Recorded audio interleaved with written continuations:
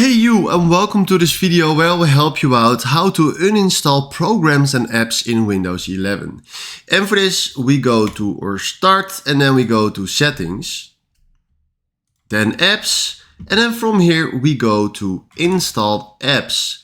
Then right now you will find on your PC all your installed apps or programs, and then from here you can search for the app that you want to delete. Now let's see. I want to delete Bonjour right here. Then we click on the three dots, click on uninstall, uninstall. Right now he is uninstalling that Bonjour program or app. And then in a while the Bonjour app will be removed.